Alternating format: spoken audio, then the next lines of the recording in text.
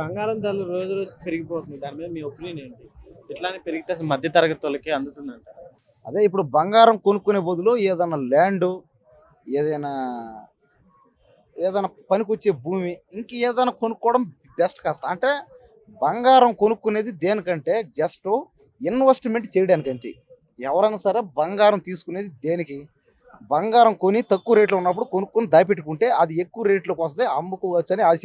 వాళ్ళు ఇంత వెళ్తుందని అనుకున్నారు. ఎందుకంటే తులం 10 గ్రాముల బంగారం ఇప్పుడు 1,60,000 వరకు వెళ్ళింది. 1,50,000 కూడా దాటింది. ఏం చెప్తారు?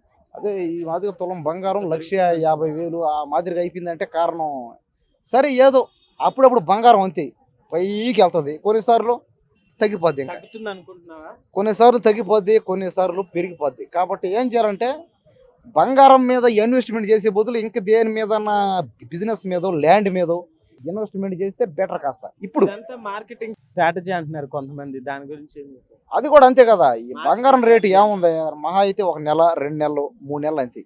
తర్వాత మళ్ళీ అదే తగ్గిపోద్ది. కాబట్టి తగ్గిపోయినప్పుడు కొనుక్కొని దాపెట్టుకోవాలి, పెరిగినప్పుడు అమ్ముకోవాలి. ఇది జనాలు బిజినెస్ చేస్తారట.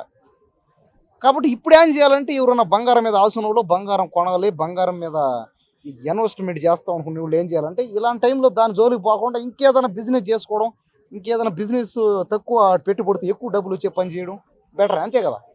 ఏది కొనుక్కున్నా దేని మీద చేసినా కూడా డబ్బుల కోసమే కేవలం అంతే. కాబట్టి వేరే పని చేసుకోవడం బెస్ట్ అంతే. Okay brother, thank you.